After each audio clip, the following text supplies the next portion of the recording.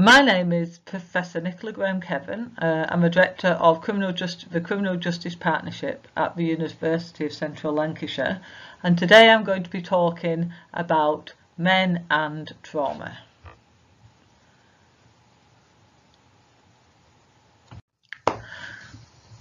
So today we're going to talk about the prevalence of adverse childhood experiences, or what we call ACEs. We're going to talk about gender and ACEs, ACEs and behaviour, ADHD and ACEs, and then we're going to talk about victims and perpetrators, from victims to offenders, and then the demonisation of men and boys. So I got interested in this area through my research on domestic abuse, and because of my publications I was asked to present at the European Parliament about the experiences of children who are subject to parental domestic abuse, so witnessing parents using violence towards each other. And it was really interesting, and something that became quickly apparent is that where there's exposure to domestic violence in childhood, where a child is having that experience, it's quite a good bet that they will also have had be experiencing other ACEs. So where you see parents having parents are involved in domestic abuse, the majority of children where that's the case will have at least one additional adverse childhood experience, ACE. That's 96% will. 74% of those children will have 2 or 3, and two-thirds will have 3 or more ACEs. And so what we find is as the number of ACEs increase, the problems increase. So really understanding that a child has been exposed to domestic abuse is like taking a canary into a cave. Once you see that's going on, then you can extrapolate there is high likelihood that that child has been exposed to multiple adverse childhood experiences. So that child is a traumatized victim. So when a child is subject to exposure to domestic abuse between their parents, what are the likely outcomes for that child? Well, there's been quite a lot of research and documents on this, and what we know is organisations have a specific way of interpreting the likely outcomes for children. So this is a professional bodies website, psychiatry bodies, so clinically influential and so forth. And when you look at on their page and you look at are there any long-term effects of being exposed to domestic violence, what we're told is, as adults, children who have witnessed violence and abuse are more likely to become involved in a violent and abusive relationship themselves in adulthood. Children tend to copy the behaviour of their parents. So boys learn from their fathers to be violent to women. Girls learn from their mothers that violence is to be expected and something you just have to put up with. And it's not only psychiatrists who have this view, it's also Women's Aid. So Women's Aid tell us the cycle of violence, otherwise known as an intergenerational theory, is often referred to when considering the effects of domestic abuse on children. However, research findings are inconsistent and there is no automatic cause and effect relationship. We believe the theory is disempowering and ineffective when working with children. A boy who has witnessed domestic abuse does not have to grow up to be an abuser, and a girl does not have to become a victim of domestic abuse later in life. So clearly there's a theme developing here. We'll have a look at one more. So here is UNICEF talking about the experience of witnessing domestic violence and how that plays out into adult relationships. And we're told the single best predictor of children becoming either perpetrators or victims of domestic violence later in life is whether or not they grow up in a home where various domestic violence. Studies from various countries support the findings that rates of abuse are higher among women whose husbands were abused as children or who saw their mothers being abused. So only women. It's only about women and their abuse. So women need to avoid men who have experienced violent parents growing up, and hence essentially women should avoid men who have had multiple adverse childhood experiences, because it's turned them into violent people. And it's not only websites, it's also roundtables of professionals are telling us exactly the same thing. Boys who witness their mother's abuse are more likely to batter their female partners as adults than boys raised in non-violent homes. For girls, this may result in the belief that threats and violence are the norm in relationships. So what we're getting here is a clear pattern of results of boys and girls being exposed to domestic violence growing up. What we are therefore led to believe is, if I as a professional know that a man who I'm working with has been exposed to domestic violence, then what I should be concerned about is not that he's actually been exposed to multiple ACEs and needs support and potentially trauma work, but instead I need to consider him a potentially violent partner. And for women, if they've been exposed to violence by their partners growing up, again, I shouldn't be necessarily looking for trauma work for that exposure. Instead, I should be seeking to, be concerned for this woman's safety, because she's more likely to pick a violent man. So essentially adopting a very learning theory point of view. So the idea here is that people replicate what they've seen in childhood, in adulthood, because it's learned behaviour. And the assumption here is most definitely that when we talk about exposure to domestic violence, what we are talking about is boys and girls witnessing their fathers or stepfathers' abuse of their female caregiver, their mother or stepmother.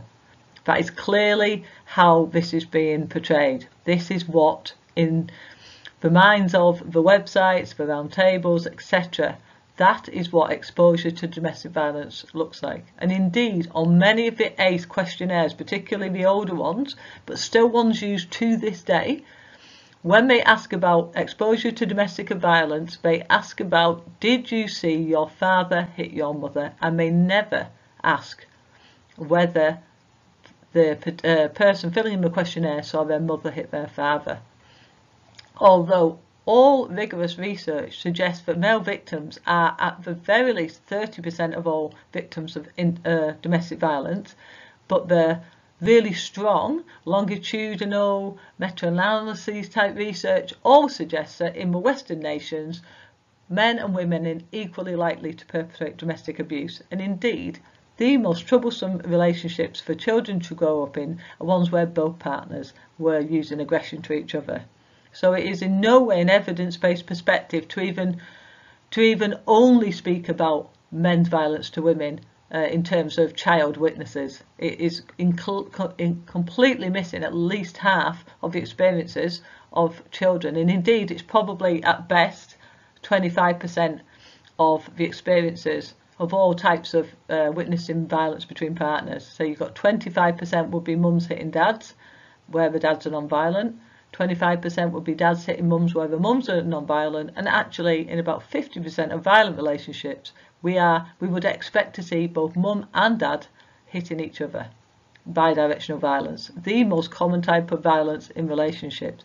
All of this is completely ignored, however, by the people authoring such cautions. So what do we know about the exposure to domestic abuse and adult use of domestic violence?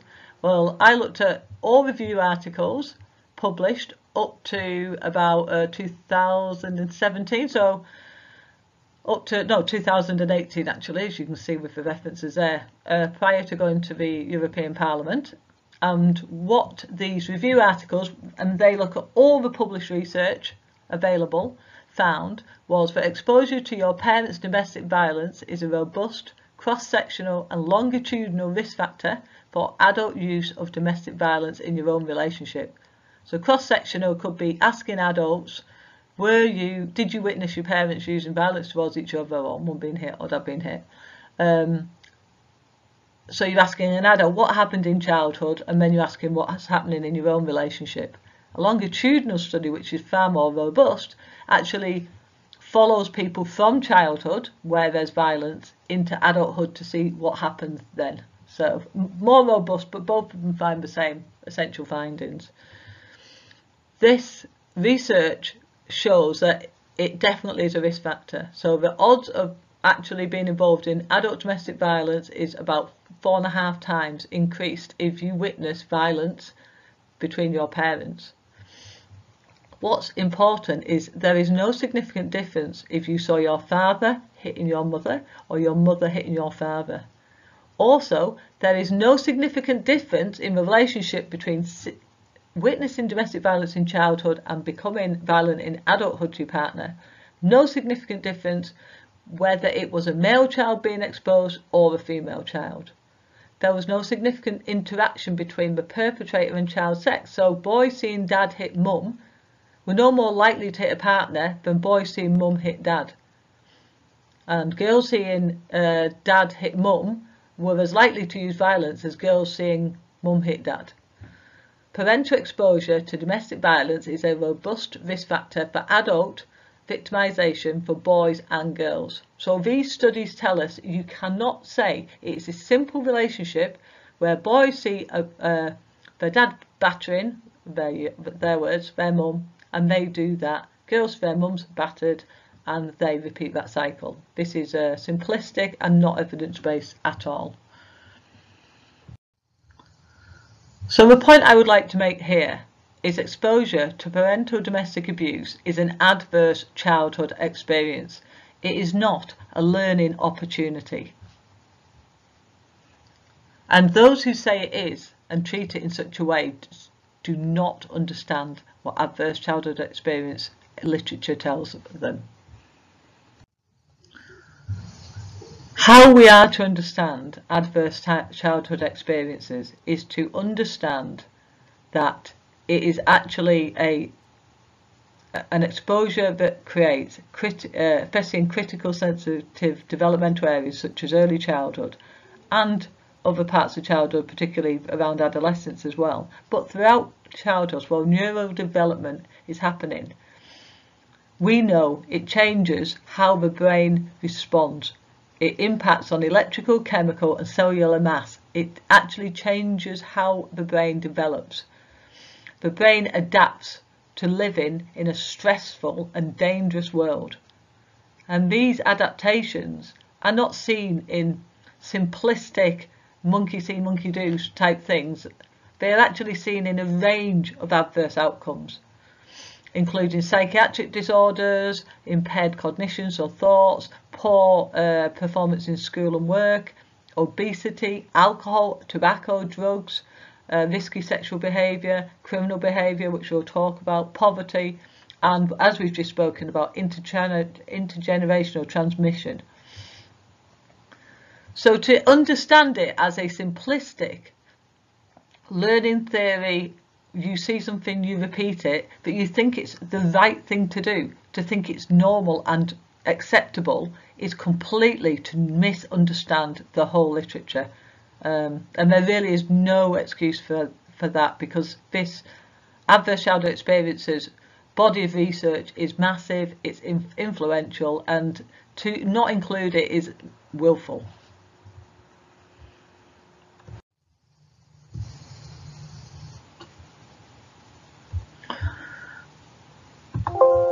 Now, there was an excellent study conducted in Wales called the Welsh Adverse Childhood Experience Study, and what we found there was illuminating, both in what their results showed, but also how the Welsh government chose to represent what they found.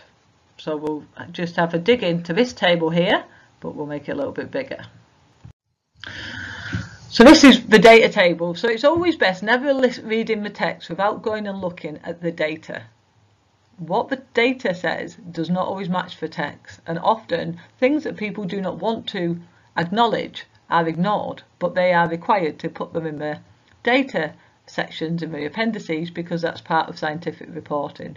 So what I think is interesting here is you've got a whole range of variables across regarding ACEs, and you've also got this by age and deprivation percentile and so forth. But the bit I would like us to be interested in is the bit that I've highlighted in red, and here this is where we look at the difference for male and females.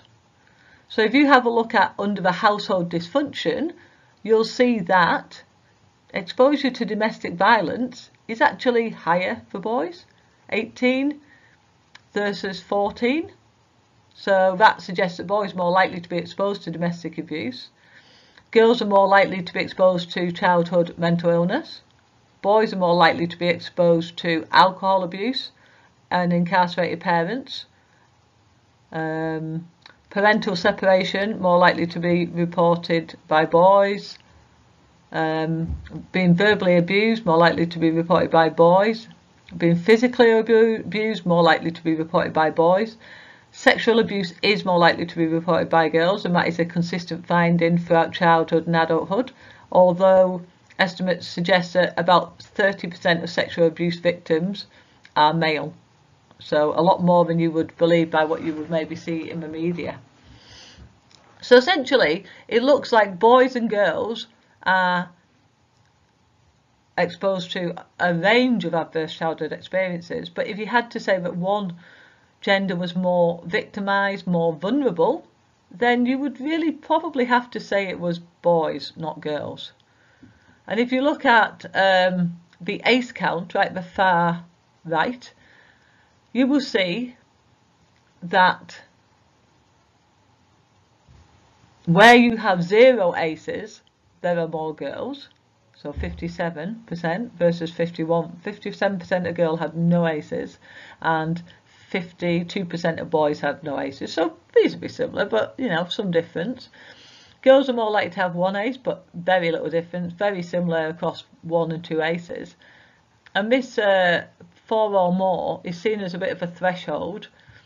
It's not an actual threshold, so there isn't a big step change from 4 to 5, but where someone's had 4 ACEs, there is quite a dramatic risk of poor outcomes in adulthood. And when you look there, you'll see that boys are much higher on the 4+ ACEs than girls, suggesting that we should be concerned for both boys and girls. But if one needed to prioritise the gender, and I really do not think you do, then you would be looking to prioritise boys, I would argue. So how did so what do we know about 4 ACEs or more? Well, so compared to people with no ACEs, those with 4 ACEs are 4 times more likely to be a high-risk drinker, 6 times more likely to have had or caused an unintended pregnancy, 6 times more likely to smoke cigarettes or e-cigarettes or tobacco, 6 times more likely to have had sex under the age of 16, 11 times more likely to have smoked cannabis, 14 times more likely to have been a victim of violence over the last 12 months, 15 times more likely to have committed violence against another person in the last 12 months, 16 times more likely to have used crack cocaine or heroin, and 20 times more likely to have been incarcerated at any point in their lifetime. So essentially, when we're thinking about a prison population, particularly, or any offender population, we have to now draw the conclusion that we are literally looking at the adult survivors of childhood adversity. So how did the authors of this report choose to summarise what we need to do in response to this data? Well, as you can see to the right, we are told that ACEs do not arise in isolation, but are associated with environments that tolerate inequalities.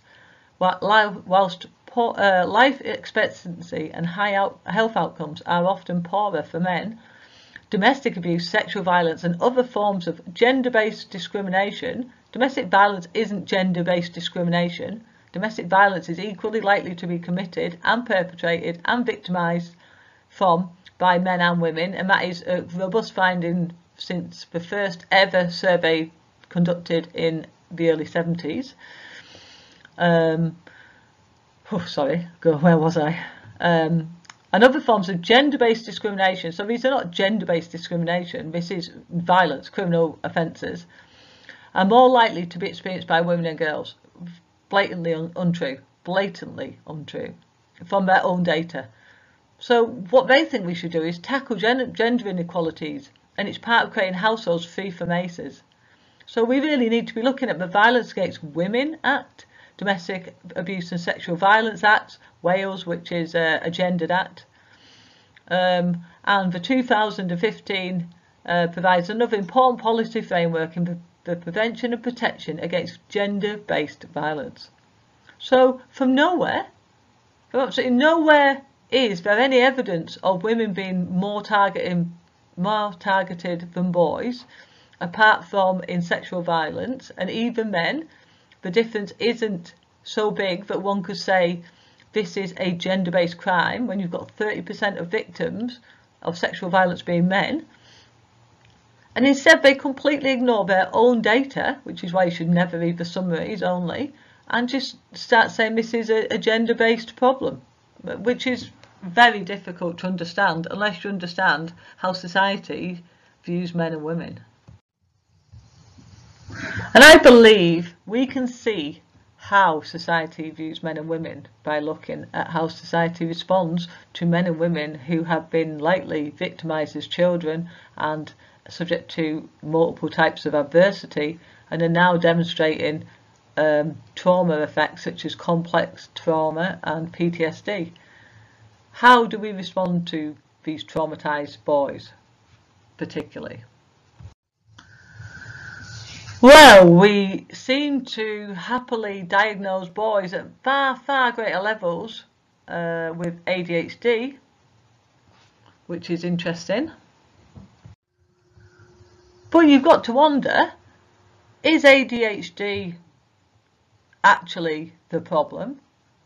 Or is it that ADHD is what we're saying boys who are troublesome are actually, they have a disorder rather than they are maybe suffering from complex trauma through their higher than girls' exposure to adverse childhood experiences? Because many of the symptoms of ADHD actually overlap very closely with trauma symptoms. So if you look at the overlap, and this is only, the very clear overlap, you could argue definitely that many of the ADHD symptoms actually very much are manifestations of a traumatized person. But you can see your trauma, your ADHD, your overlap, and many of those overlap items such as easily distracted, doesn't seem to listen, hyperactive, restless, can't sleep, can't concentrate. You can see how that would then lead to a difficulty in sustaining attention, struggling to follow instructions, difficulty in organisation, fidgeting and squirming, and so forth. And you can see how these trauma feelings such as fear, helplessness, uncertainty and vulnerability, increased arousal, edginess and agitation, avoidance of reminders of trauma, such as say if you imagine if a teacher is annoyed at a child, you could see that could be a very threatening thing if they've grown up with violent household where annoyance maybe is the precursor to extreme acts of violence which are traumatizing for the child. So many things within school could be triggers for a trauma reaction. Feelings of guilt and shame, disassociation, all of these things could easily play into how a child behaves in a classroom. So we've got much higher levels of boys being diagnosed with ADHD, and yet we also know that many of the things that we see in children with ADHD are likely to also be something you would see in a traumatised child. And maybe if that traumatised child was a middle class or upper class child, they would instead get trauma treatment rather than medicines and substances. And indeed, the research suggests that there is definitely reason to be concerned about a diagnosis of ADHD, rather than exploring whether a child is traumatised and needs a trauma-informed approach. So researchers said that there were 7 times higher odds of an ADD or ADHD among those who reported they had been abused even after controlling for potential mediating factors such as age, race, gender, and 3 other types of adverse childhood experiences, including parental divorce, parental addictions, and long-term parental unemployment. So abuse is a massive predictor of being diagnosed with ADHD.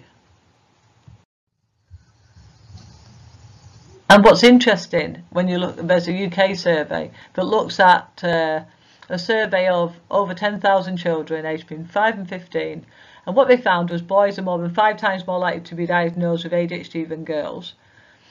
Individuals who are diagnosed with ADHD, so essentially boys, are higher risk of all 12 comorbid psychiatric disorders they investigated, compared with male individuals, which I thought was interesting. So comparing males with ADHD and females, what we found with the females were females showed a stronger association with autistic spectrum disorder, oppositional defiant conduct disorder, which is certainly probably trauma related as well, but intellectual disability, personality disorders, schizophrenia, substance use disorders, and suicidal behaviour. And they concluded this study indicates that female individuals diagnosed with ADHD are a more vulnerable group of patients. So what we're being told here is, like, when boys and girls are both looked at with ADHD, girls are vulnerable ADHD and boys are just ADHD. Now this plays out all across the whole spectrum of social care, prisons, criminal justice, this idea that girls are vulnerable and boys are not. But I actually am more persuaded by the second explanation, which is maybe the reason girls seem to have more comorbidity, so more additional problems to boys, is because boys are diagnosed at a lower threshold. So boys have to do less to be labelled a problem and have parents and teachers wanting them sedated to stop them being a problem to them. What is interesting is that boys are diagnosed at a lower threshold, particularly by female caregivers and female professionals. So it appears that women in boys' lives are the ones deciding that their behaviour is not normal, indeed this traumatised behaviour, or maybe even sometimes just generally boisterous boys' behaviour, is actually pathological and needs pharmaceutical treatment. And just because I know I'm making quite controversial statements here, and I am not an expert in ADHD at all, although I have said this in front of an expert in ADHD and they did not challenge this position, and I'm not saying that ADHD does not happen in the absence of trauma. I'm merely saying that we should be concerned that we may be misdiagnosing. And further evidence that this could be the case is that brain studies on ADHD and childhood trauma show massive overlaps in the types of in the brain areas and the development that you would see. So we know that ACEs have a problem with brain development. We've already spoken about that, but it's not a learning theory, it's actually a neurological problem. And what seems to be concerning regarding the potential overdiagnosis of ADHD is that actually even the neurological literature suggests that the overlap between adverse childhood experience exposure and trauma and ADHD is there even at the neurological level.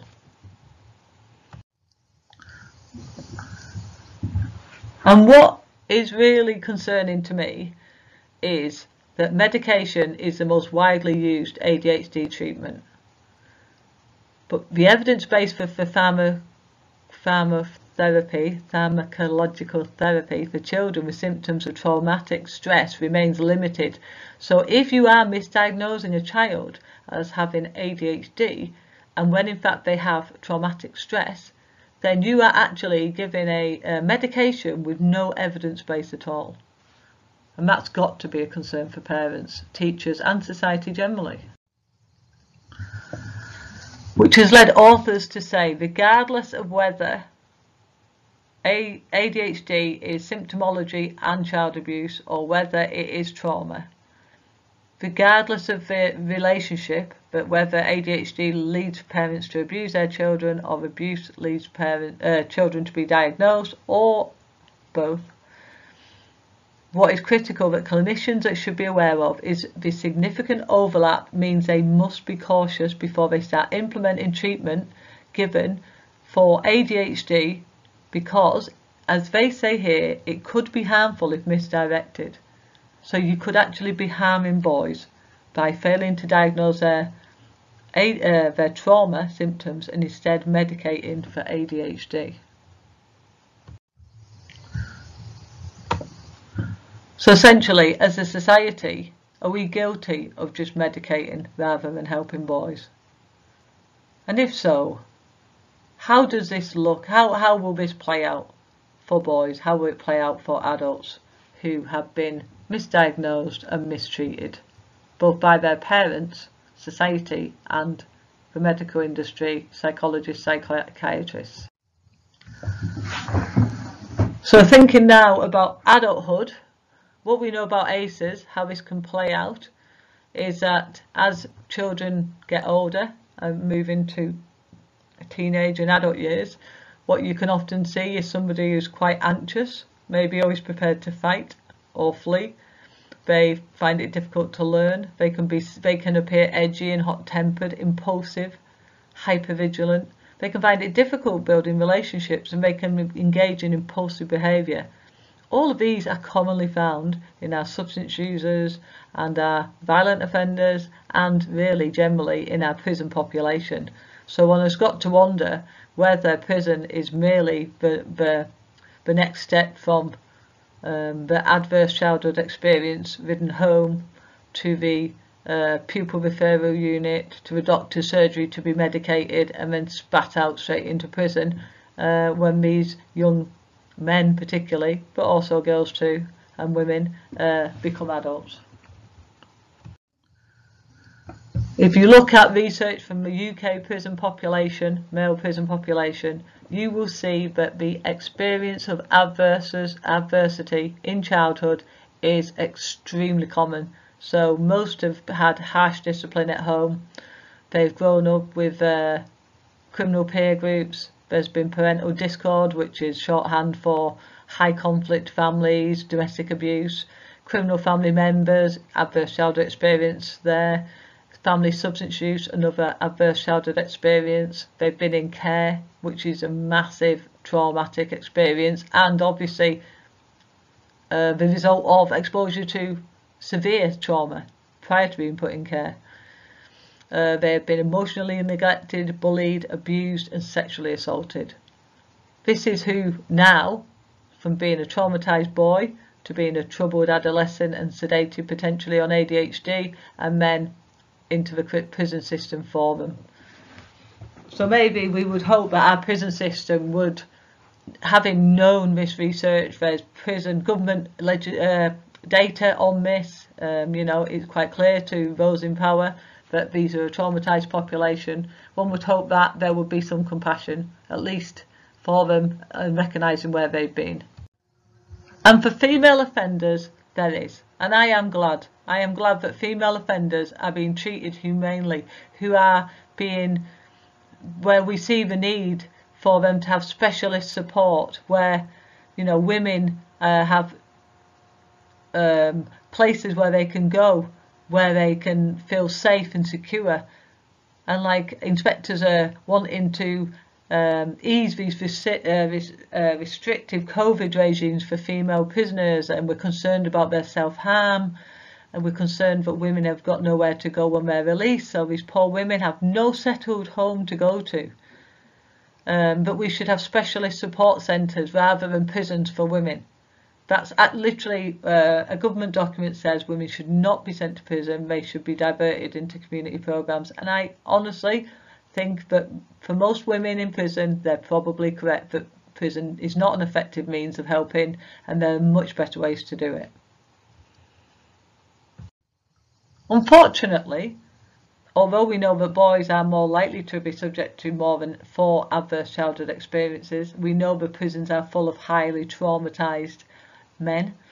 We don't have the same opinion of men as we do with women. So when we look at news articles about men, they're talking about sex attackers, transgender sex attackers attacking women. But where men have a more therapeutic regime, it isn't seen as a good thing like it was for the women's. It's seen as cushy. Oh, might as well put them in hotels. When men are going to be homeless when they leave, we're not worried about them having no settled home. We're worried that thousands of high-risk offenders are freed into homelessness. So, like you're releasing wild animals onto the public. And again here, nowhere to live, nearly 200 released sex offenders. So are we meant to feel sorry for them? I don't think so. I think we're meant to feel afraid because they're releasing high-risk offenders, they're releasing sex offenders from prison. So you get quite a clear idea that men, once you've had your trauma, once that's happened, then you'll be diagnosed as being pathologically in need of medication, and when you grow up and you go to prison, you'll be seen as essentially violent, dangerous animals. So this boils down to the use of words, and I think the use of words probably sums up the position of men and boys in today's society in the UK, and probably quite a lot of Europe as well. When we think of prisoners, and essentially probably when some people think of men anyway, you see this idea of men being risky, public needing protecting, but men are violent and sexual offenders, they're risky, they need monitoring and management, we need to protect the public from men. Whereas females in prison, they're vulnerable, and they are vulnerable. Do not get me wrong, I am in no way underplaying females' vulnerability, but what I'm saying is male vulnerability is exactly equal. What is galling is that women, when we talk about women offenders, we talk about complex needs, experienced abuse, trauma-informed service, abuse victims, these particular needs of female offenders, where there is no evidence, even by the MOG's own data, that men are not also complex, needing trauma-informed services, are victims of abuse and have their own particular needs. There is no reason for special pleading for women offenders when we should be talking about the need of the individual offender regardless of sex. But that is not the environment men and boys exist in. So when we look at the data on adverse childhood experiences and we see that little boy with his tiny little hands up, a vulnerable young child, when does he switch? When does he go from being that vulnerable little child with lots of aces? When does that change from being a vulnerable child to this? Men are dangerous. All men are dangerous. When you live in a society where these headlines, these sayings, these memes, these comments can be shared on Facebook and Twitter and Instagram and TikTok and everywhere else, and nobody's saying, oh, better not look at that, not safe for content. When we tell men how to sit, we say we're only as good as their bank accounts. When men have to write letters saying, dear women, not all guys are pervs and not all guys are absolute douches. Really? When men have to argue against being curfewed because feminists say that we need a man-free world. When we swear to God that boys should be locked up as it isn't safe with men with that much testosterone coursing through their blood to roam free. When we live in that society, it is no wonder that men cannot be recognised for the vulnerable victims that many of them are, and also the fact that men do not recognise their own victimisation is in no way surprising when all they are ever taught is to see themselves as an earner and to not talk about their own upset and sadness and victimisation experiences, but to just man up and shut up.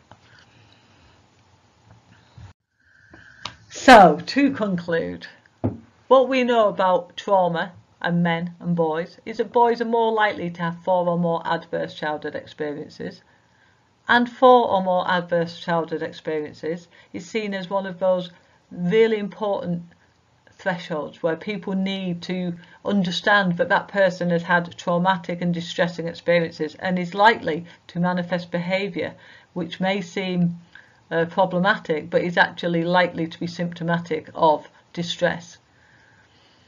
But what we see instead is that ACEs make men into perpetrators and women into victims. The ACEs lead to problematic behaviour if you're a man. But boys go from victim to perpetrator in the blink of an eye. They go from victims to offender just as quickly. And that will not change until society ceases to demonise men and boys and instead allows men and boys and women and girls to live equally in our society and be afforded the same concern and respect that every citizen of the UK deserves. Thank you. Now I put a couple of the picture I stole from a website which I thought was particularly striking. The slide 33 actually is from that website, and it's got some really good information around men and trauma. So any men who feel that they might want to seek some support, it's really interesting. And slide 34 also has a podcast where men are talking about their experiences of trauma and trauma therapy. So for anybody who feels they would need a bit of support or knows somebody who would, have a look at those websites. There's many, many more, but I just thought those two were really quite nice and very clear, and the evidence base for the treatments such as EMDR is very strong. So I would say it's worth having a look. Thank you very much. Goodbye.